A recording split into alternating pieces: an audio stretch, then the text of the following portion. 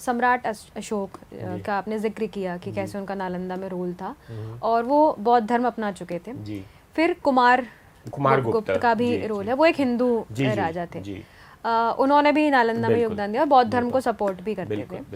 आपको ऐसा लगता है कि बावजूद इसके वहाँ पर जो बौद्ध धर्म था नालंदा में वो थोड़ा प्रोमिनेंट था बाकी के धर्मों की अपेक्षा? बिल्कुल, क्योंकि नालंदा जो है, देखिए नालंदा की स्थापना ही जो है वो मूलभूत से जो है बौद्ध धर्म के राजाओं के द्वारा हुई। जैसे सम्राट अशोक के द्वारा स्तूप बनाया गया, फिर नागार्जुन जो उसके मूलभूत जिनको आप कह सकते हैं फिलोसॉफिकल फाउंडर नागार्जुन है, उसके नागार्जुन जो है बुद्धिज्म के सबसे बड़े फिलोसोफर माने जाते हैं। तो लेकिन जो ये जो नालंदा विश्वविद्यालय बना, ये तो बिहार की है। जब महाविहार बना वो एक गुप्त वंश के समय में हुआ और कुमार गुप्त वन जो थे या उन्होंने महाविहार बनाया, उन्होंने उसको जो है वो मतलब कि बड़ा उसको बड़ा बना दिया। तो वो एक हिंदू थे या आप कह सकते हैं ब्राह्मणिकल, क्योंकि उस समय हिंदुइज्म वर्ड यूज नहीं होता था।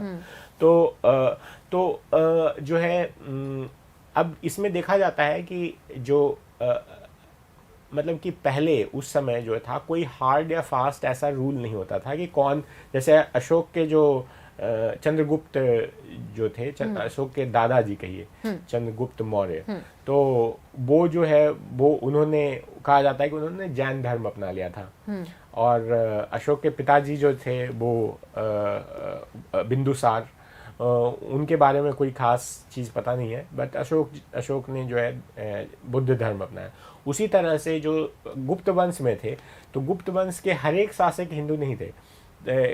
जिनको जो मन होता था वो, उस समय ये फ्रीडम था, कोई हार्ड फास्ट रूल नहीं था कि आपको यही करना है। तो उनके ही जो कुछ और लोग थे उसमें, जैसे कुमार गुप्त के बाद जो आए लोग, कुछ लोग उसमें से बुद्धिस्ट भी थे। तो ऐसा कोई मतलब कि टाइट कंपार्टमेंट नहीं था कि हम हिंदू हैं तो हम बुद्धिस्ट इंस्टीट्यूशन को सपोर्ट नहीं करेंगे। इसीलिए कुमार गुप्त जो है उन्होंने नालंदा में जो है विहार बनवाए, और नालंदा जो है विहार बहुत सारे मतलब कि उनके जो सक्सेसर्स थे उनके बाद जो आए उन्होंने भी कई विहार बनवाए। और उस तरह से गुप्त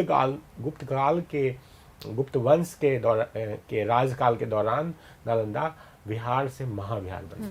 लेकिन आपको ऐसा लगता है कि वहाँ पर बौद्ध धर्म प्रोमिनेंट था? बिल्कुल तो बिकॉज नालंदा जो है ना, एक बौद्ध धर्म में भी जो है वो तीन तरह के ये जो है सेक्ट्स हैं। ऐसे तो 18 सेक्ट्स थे उस समय नालंदा में, लेकिन 3 जो मुख्य थे वो था हीनयान, महायान एंड वज्रयान। नालंदा जो था वो महायान बौद्ध की संस्था थी का महाविहार था। तो ऑब्वियसली महायान वहाँ प्रोमिनेंट था। और ये जो और महायान बाकी दो से कैसे अलग है? हाँ, महायान हीनयान से ऐसे अलग है कि हीनयान जो है वो ओरिजिनल बुद्धिज्म है, वो थेरावाद भी उसको कहते हैं।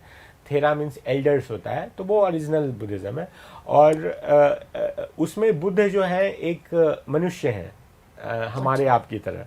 जबकि महायान में बुद्ध जो है वो एक भगवान बन जाते हैं, उनकी पूजा शुरू हो जाती है, मूर्ति पूजा शुरू हो जाती है, जो कि नालंदा विश्वविद्यालय में था। उसमें बोधिसत्व का कॉन्सेप्ट आ जाता है। बोधिसत्व वो होते हैं कि जो वैसे लोग जो फुल्ली कैपेबल हैं निर्वाण के लिए या इनलाइटनमेंट के लिए, लेकिन वो उसको विथहोल्ड कर लेते हैं दूसरों को मदद करने के लिए। ओह अच्छा। हाँ, तो बोधिसत्व का कॉन्सेप्ट मतलब वो एनलाइटेंड नहीं होते हैं ताकि वो दूसरों को मदद कर सकें यहीं रह करके। तो बोधिसत्व का कॉन्सेप्ट आ जाता है उसमें।